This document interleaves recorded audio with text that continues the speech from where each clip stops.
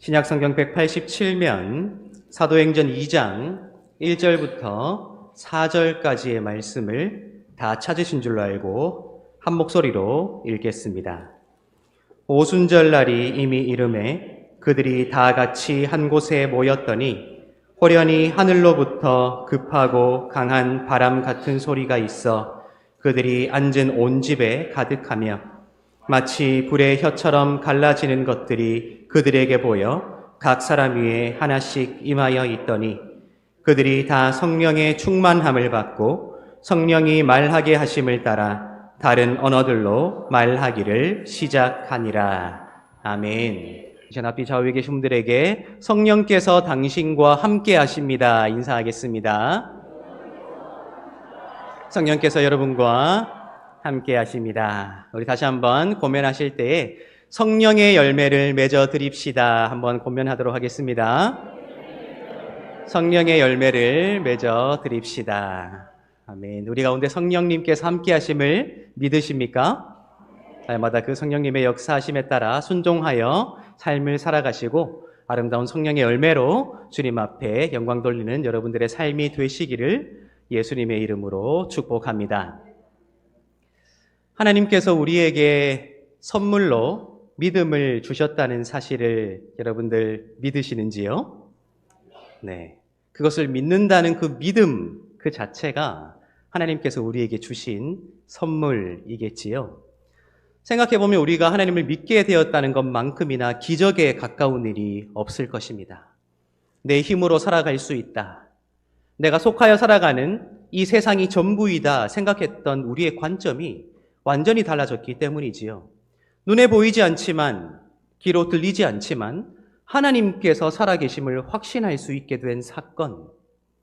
이 세상이 전부가 아니라 그 눈에 보이지 않는 그 하나님께서 이 세상의 주인이 되시고 그렇게 우리의 역사를 이끌고 계신다는 사실을 믿을 수 있게 된 사건. 어쩌면 그것만큼이나 놀라운 기적이 또 있을까 우리가 생각해 보게 된다 하는 것입니다. 그렇기에 어쩌면 믿음을 가진 우리의 삶이 항상 그 기적 가운데 살아가는 놀라운 삶이 아닐까라는 생각을 해보게 된다는 것이죠. 그렇기에 기뻐야 되지 않을까요? 항상 감격해야 되지 않을까요?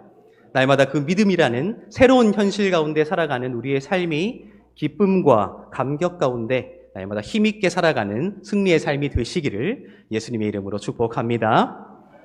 그런데 우리가 기억해야 하는 것은 하나님께서 우리에게 주신 그 믿음은 머물러 있는 성질의 것이 아니라는 사실입니다.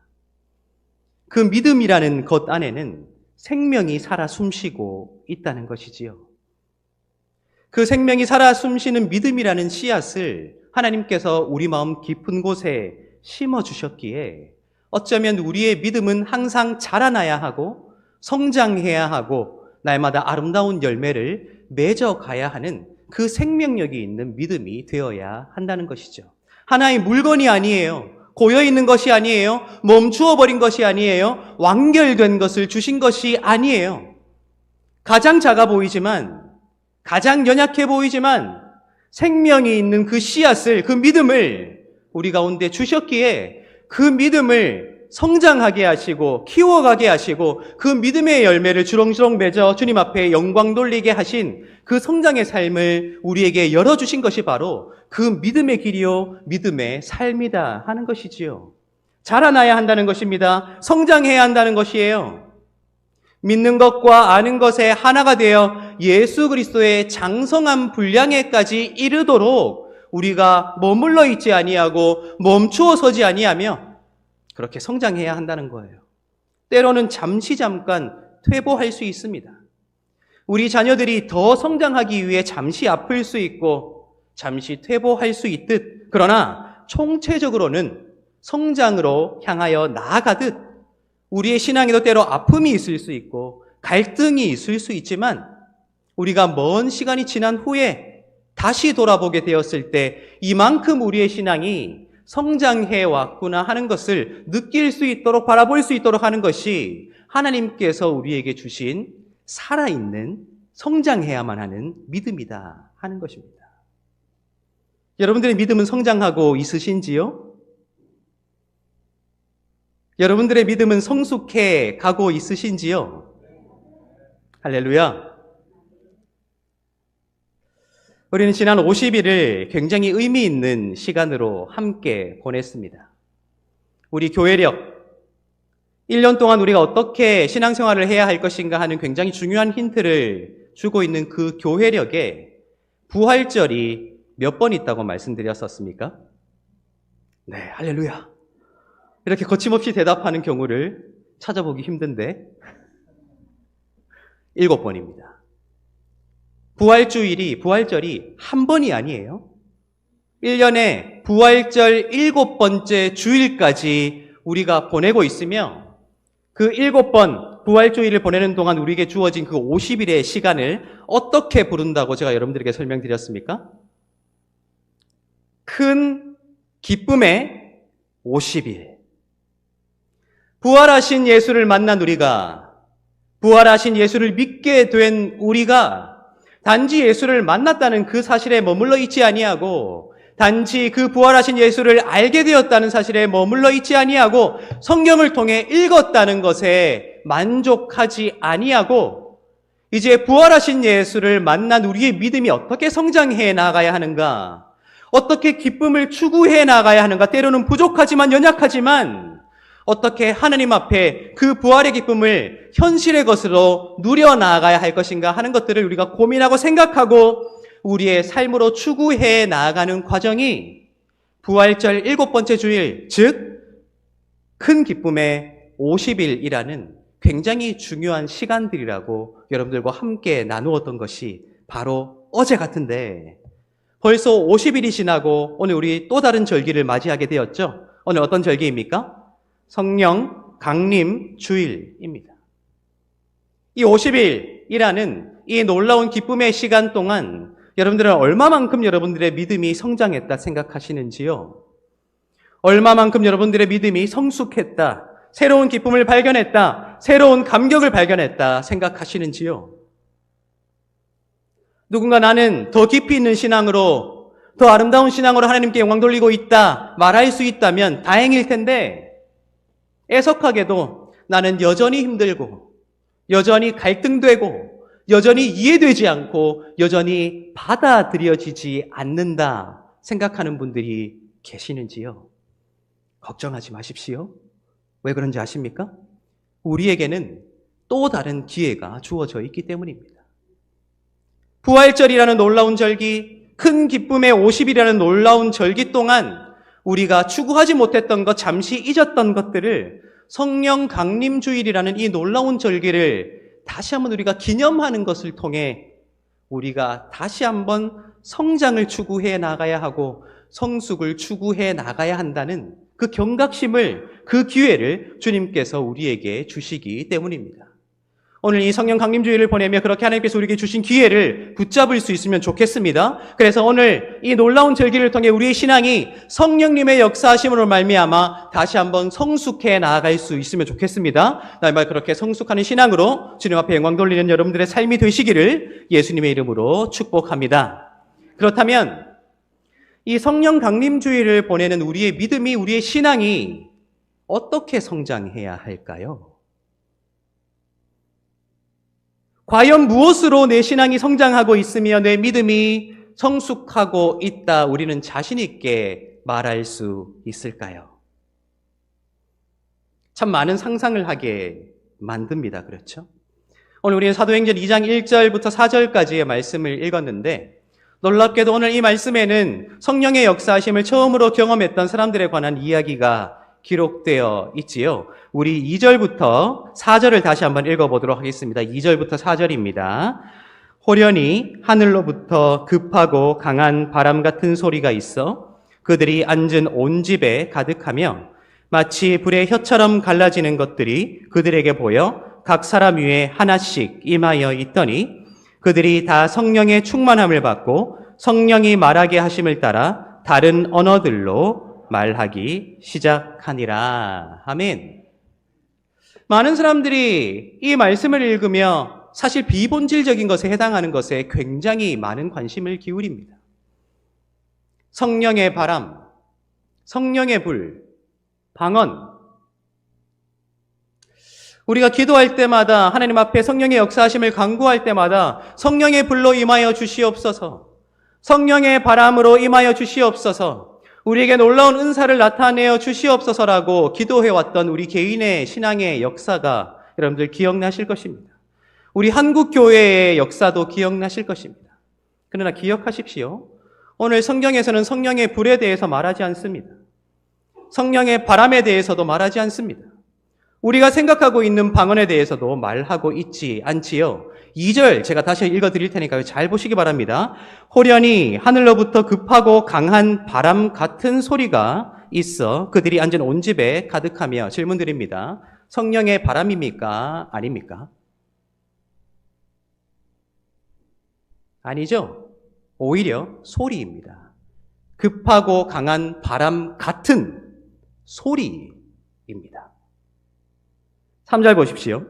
마치 불의 혀처럼 갈라지는 것들이 그들에게 보여 각 사람 위에 하나씩 임하여 있더니, 성령의 불입니까? 아닙니까?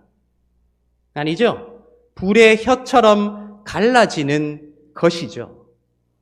인간의 언어로 다 표현할 수 없는 그러한 현상들이 나타났을 때 애써 인간의 언어로 표현하기 위해 선택된 것이 불의 혀처럼 갈라지는 것이었을 뿐이라는 것입니다. 제가 4절을 읽어드릴게요. 그들이 다 성령의 충만함을 받고 성령이 말하게 하심을 따라 다른 언어들로 말하기를 시작하니라. 아멘. 지금까지 한국교회가 추구해왔던 그 은사 가운데 속하는 그 방언입니까? 아닙니까? 코카콜라를 빨리 하면 하게 된다는 그 방언?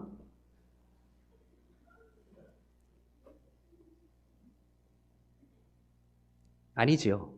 다른 언어입니다. 이 언어는 놀랍게도 누구도 알아들을 수 없는, 알 수 없는 말이 아니라 예루살렘에 모였던 디아스포라 유대인들이라면 누구나 알아들을 수 있는 각 지역의 언어들이었다 하는 것입니다. 성령의 강림을 이미 경험한 우리, 성령의 역사하심을 다시 간구하는 우리, 그렇게 성령의 사람으로 살아가겠다 결단함으로 성령의 역사하심으로 믿음이 성장해 나아가고 신앙이 성숙해 나아가기를 바라는 우리가 어쩌면 잘못된 표현에 사로잡혀 있었기에 거기에서 단 한 발자국도 벗어날 수 없어 성령의 바람을 경험하지 못한다면, 성령의 불을 경험하지 못한다면, 알아들을 수 없는 언어를 말하지 못한다면 성령을 받지 못한 것처럼 생각해왔기에 우리의 신앙이 성장하지 못했던 것은 아닐까? 어쩌면 1세기를 살았던 그 그리스도인들에게는 이러한 방식이 필요했기에 이러한 방식으로 역사하셨던 하나님께서 21세기를 살아가는 우리에게는 다른 방식으로 역사하심을, 그 가능성을 우리 스스로 인정해 나아가지 못했기에 우리의 신앙이 여기에 갇혀서 성장하지 못했던 것이 아닐까 우리가 생각해 보게 된다는 것이죠. 따라서 우리는 이제 우리를 사로잡아왔던 그 비본질적인 것에서 벗어나서 성경이 무엇을 말하고 있는가 하는 것을 비로소 구체적으로 살펴볼 필요가 있다 하는 것이죠. 놀랍게도요, 우리가 가지고 있는 복음서들, 그리고 우리가 함께 읽은 이 사도행전은 예수의 행적을 나타내기 위해 그 행적을 특정한 절기의 흐름에 따라 맞추어 두고 있음이 우리에게 드러나게 됩니다. 예수께서 이러한 절기에 이러한 것들을 행하셨다, 이러한 절기에 예수께서 약속하신 바가 이렇게 이루어졌다 하는 것을 우리에게 나타내고 있다 하는 것이죠. 유대인들이라면 누구에게나 익숙했던 그 절기를 예수를 중심으로 다시 펼쳐나가고 있는 그 역사가 예수를 통해 드러나게 된 하나님의 역사이자 성령을 통해 드러난 예수의 역사이다 하는 것이 우리가 가지고 있는 이 성경에서 명명백백히 드러나고 있다 하는 것입니다. 그 절기가 무엇일까요? 우선적으로는 유월절이라는 절기입니다. 우리 누가복음 22장 한번 펴보시기 바랍니다. 누가복음 22장 1절과 2절을 한번 읽어보도록 하겠습니다. 누가복음 22장 1절과 2절입니다. 신약성경 133면에 있습니다.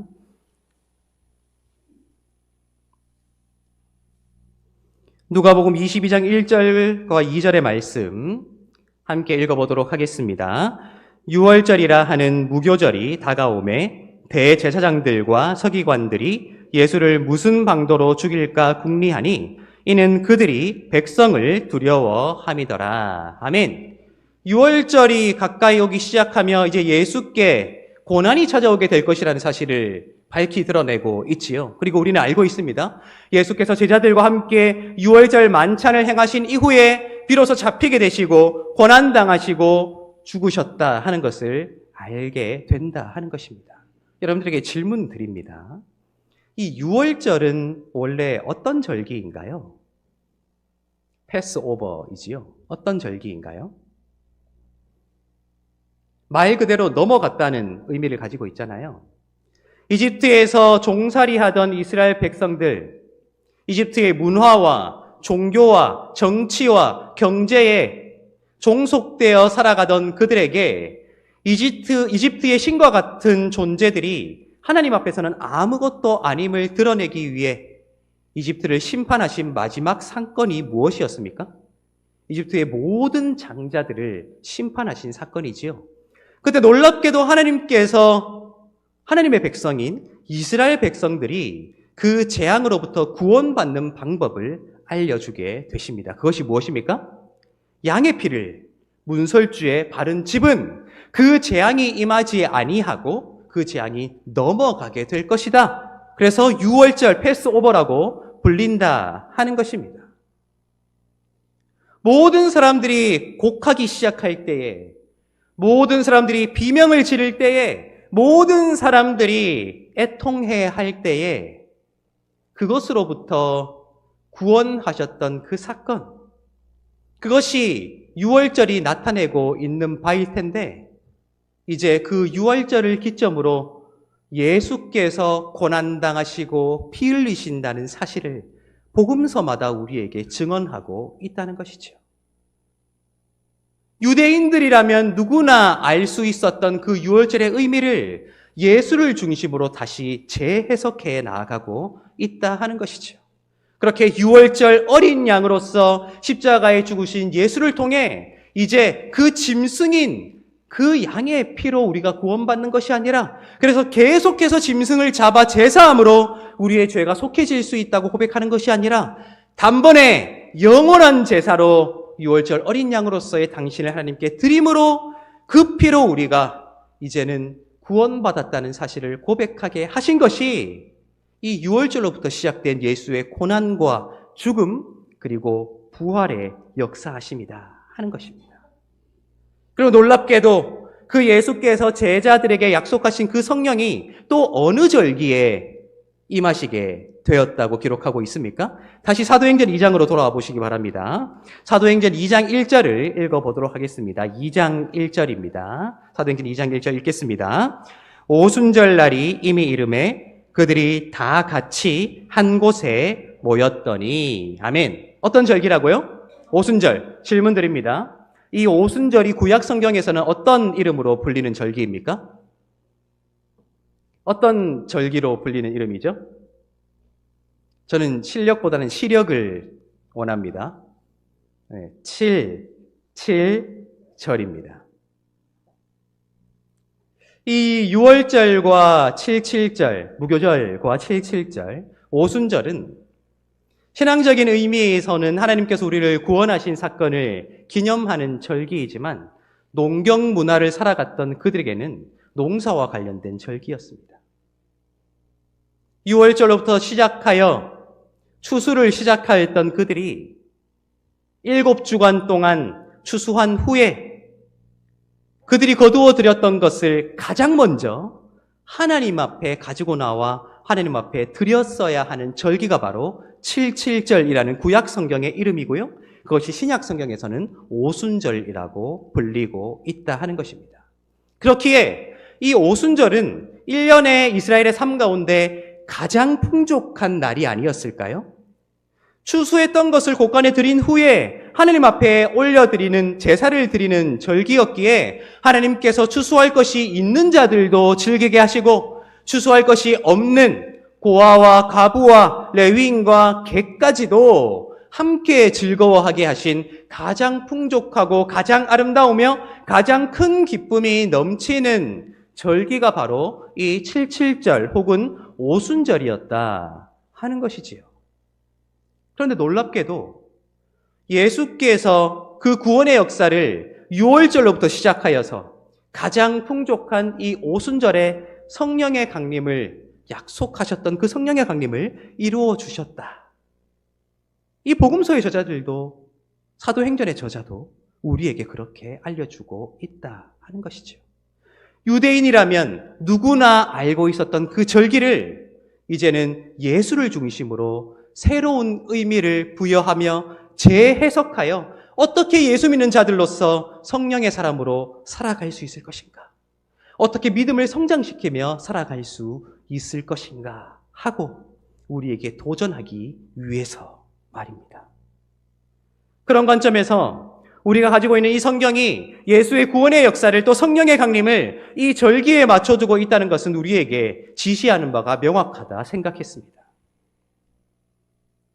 우리의 신앙을 대하는 우리의 인식과 그 신앙을 고백하는 우리의 말과 그 신앙을 살아내야 할 우리의 삶이 완전히 달라져야 한다.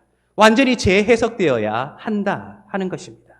여러분 잘 생각해 보시기 바랍니다. 오늘 성령 강림주일을 맞이하여 성령 강림주일뿐만 아닙니다. 여러분들이 신앙생활 해오며 주님 앞에 기도해왔던 내용들을 한번 잘 생각해 보시기 바랍니다.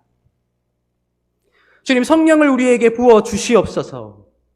성령을 보내주시옵소서. 성령을 충만케 해주시옵소서. 성령 충만함으로 우리를 뜨겁게 해주시옵소서. 주님 앞에 기도해 왔지 않습니까? 오늘도 그러한 기도 제목으로 성령 강림주일 예배를 드리러 이 자리에 나왔지 않습니까? 맞아요. 굉장히 중요한 기도입니다. 그래서 기억하십시오. 우리의 신앙이 언제까지 달라는 것에만 머물러 있을 수는 없다는 것이죠. 오순절이 어떤 절기라고 말씀드렸습니까? 하나님께서 주신 것을 누리며 함께 나누는 가장 풍족한 절기인데 유대인들은 반드시 그것을 먼저 하나님 앞에 가지고 나왔어야 한다. 하나님께서 주신 것의 열매를 주님 앞에 드려야 하는 그 절기가 오순절이었을진데 언제부터인가 우리의 기도가 계속 달라는 것에만 머물러 있다는 것이죠. 이미 성령을 부어주셔서 이미 성령께서 우리 가운데 역사하셔서 우리가 지금까지 알지 못했던 하나님을 알게 하시고 예수를 믿게 하시며 예수를 그리스도라 고백하게 하셨는데 우리는 여전히 그때 그 신앙으로 머물러 있다는 것이죠. 달라고요. 채워달라고요. 역사해 달라고요. 주세요. 주세요. 놀랍게도 예수께서 약속하신 그 성령이 하나님께 드려야 할 이 오순절에 임하였다는 사실은 우리에게 지시하는 우리 삶의 태도가 어떻게 변해야 하는가, 어떻게 성장해야 하는가가 분명하다는 것이죠. 이제는 달라는 것에서 한 걸음 더 나아가서 이미 성령을 경험하여 하나님의 백성된 우리가 예수를 믿고 살아가는 우리가 이제 어떤 열매를 맺어 주님 앞에 오히려 드릴 수 있을까 하는 것을 고민해야 한다는 거예요.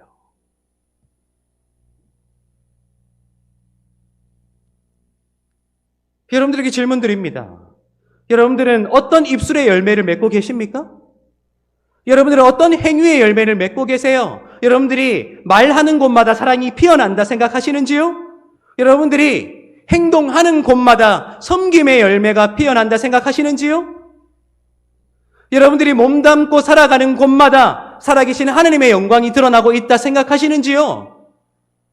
만약 그렇다면 그 열매로 이제 하나님 앞에 오히려 올려드려야 하는 것, 그것이 우리의 신앙이 성장해 나가는 굉장히 중요한 방향성이다 하는 것이죠. 만약 그렇지 못하다면 이제 싸워야 해요. 분투해야 해요.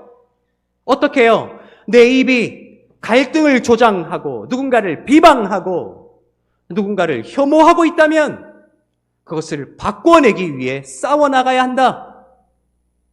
내 행동이 누군가에게 폭력적으로 작용하고 있고 내 존재 자체가 하나님의 영광보다는 나의 고집을 나타내는 것이라면 내 삶이 오직 하나님만을 드러낼 수 있도록 그것이 열매가 되어 하나님 앞에 올려드릴 수 있도록 고군분투해야 한다. 달라고만 할 것이 아니라 드릴게요 기도할 수 있는 우리의 신앙으로 성장해 나갈 수 있어야 한다. 그것이 오순절에 임하신 성령의 역사다. 오늘 이 말씀이 우리에게 증언하고 있다는 것입니다. 우리의 말이 성령의 열매를 맺어 나아가는 생명력 있는 말이 되기를 예수님의 이름으로 축복합니다. 우리의 행동이 누군가를 살려놓을 수 있는 가장 아름다운 섬김의 도구가 되기를 예수님의 이름으로 축복합니다. 날마다 그러한 열매로 오히려 오순절 성령 강림을 기다리고만 있는 것이 아니라 오히려 하나님께 올려드릴 수 있는 저와 여러분들의 가장 거룩한 삶이 되시기를 예수님의 이름으로 축복합니다. 또 한 가지 우리가 기억해야 할 것은 오늘 이 오순절 성령의 역사하심을 경험했던 그들이 이제 이 성령의 역사하심을 오순절 안에 가두어 두지 않았다는 것을 우리가 기억해야 합니다. 이후의 사도행전의 내용을 집으로 되돌아가셔서 한번 읽어보십시오. 성령의 역사하심이 오순절이라는 절기와 마가의 다락방이라는 그 공간에 갇혀있지 않았다. 오히려 사람들이 외면해왔던 고넬료의 집에서 성령이 임하시는 장면을 그려내고 있지요.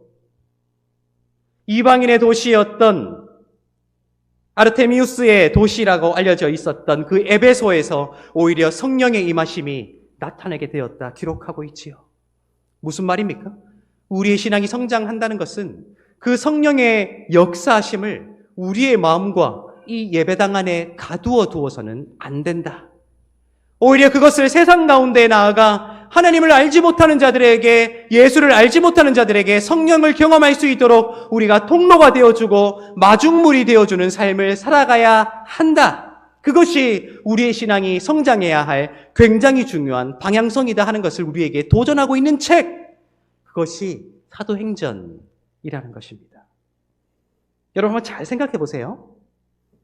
오순절 마가의 다락방에서 성령을 경험했던 그들이 성령을 경험하는 순간 완벽한 존재로 탈바꿈되었나요? 성령을 경험하는 순간 모든 것을 달관하고 모든 것을 깨달아 그 어떠한 실수도 없고 그 어떠한 흠도 없는 존재들로 변화되었나요? 아닙니다. 놀랍게도요.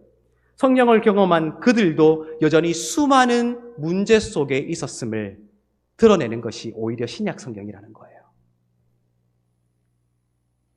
히브리파 과부들과 헬라파 과부들 가운데 유독 주류였던 히브리파 과부가 아니라 비주류였던 헬라파 과부들이 구제에서 빠지게 되었던 그 비극적인 사건. 바울의 편지들에 묘사되어 있듯이 교회에 문제가 너무 많아서 바울이 편지를 써서 달래야 할 만큼 문제가 그득했던 첫 그리스도인들의 삶. 어쩌면 성령을 경험해놓고도 여전히 문제가 많았던 것이 그들의 삶이었다 하는 것이지요. 그런데 어쩌면 처음으로 성령을 경험했던 그들의 삶을 조금 더 아름답게 미화하거나 그들의 부족한 점을 숨길 수도 있었을 텐데 왜 굳이 그것을 있는 그대로 드러내겠습니까? 왜요?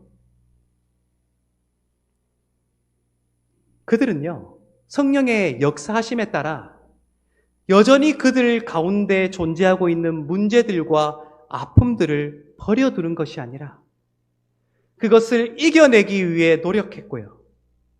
그것을 극복하기 위해 노력했고요. 그것이 아름다운 열매로 맺어지기 위해 노력했고요.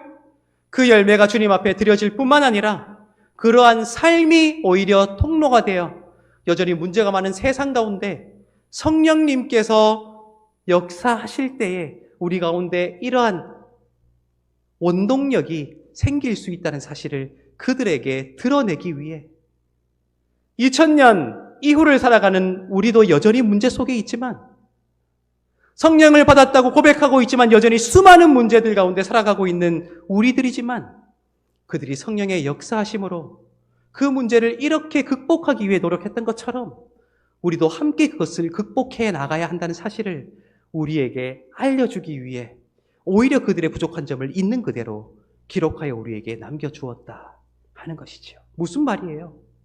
그들의 말로든 행동으로든 삶으로든 글로든 성령의 역사하심이 그들 안에 고여 있는 것이 아니라 어떤 형태로든 많은 사람들에게 흘러갈 수 있도록 우리를 그렇게 겸비해 나가는 것, 우리의 마음을 그렇게 열어주는 것, 그렇게 성령님의 도구가 되어 온전히 세상 가운데 성령님의 화평케 하심과 사랑하게 하심을 전하는 것. 그것이 우리의 신앙이 성장해 나가야 할 가장 중요한 방향성이 되고 있다 하는 것입니다. 거짓 선지자들을 삼가라는 말씀들, 경고들이 성경에 참 많이 있죠. 어떻게 분별하고 계십니까? 어떻게 분별하세요? 기억하십시오. 그 역시 성령의 역사하심입니다. 그 성령의 역사하심을 하나님을 모르는 자들에게, 오히려 하나님을 배반하는 자들에게 나누지 못하고 그들을 혐오하게 하는 자, 그들을 미워하게 하는 자, 그들과 갈등하게 하는 자, 세상을 복음이라는 포장된 말로 분열하게 하는 자, 그들이야말로 거짓 선지자라는 사실입니다. 오늘 성령 강림 주일입니다. 하나님께서 살아있는 믿음, 그 생명력 있는 작은 씨앗인 믿음을 우리 마음속에 심어주셨습니다. 우리는 오늘부터 또 이후의 삶, 그 신앙의 여정 가운데 우리 신앙을 성장시켜 나아갈 것입니다. 어떻게요? 이제는 달라고만 하지 아니하고요, 드릴게요 고백할 수 있는 믿음으로, 그리고 나만 드리는 것이 아니라 그 성령의 역사하심을 마중물이 되어 세상 가운데 전하며 그들도 주님 앞에 드리는 삶을 살 수 있도록 초대하는 삶이 되어 온전히 세상을 하나님 보시기에 가장 아름다운 하나님의 창조 세계로 만들어갈 수 있는 삶, 그것이 우리가 함께 추구해 나가야 하는 우리 신앙의 성장의 방향이다 하는 것입니다. 날마다 성령의 역사하심에, 인도하심에 여러분들 순종하시고 또 그 성령의 일하심에 여러분들을 맡겨드리며 그 성령의 열매로 주님 앞에 온전히 영광 돌리는 거룩한 삶을 살아가게 되시기를 예수님의 이름으로 축복합니다. 기도하겠습니다.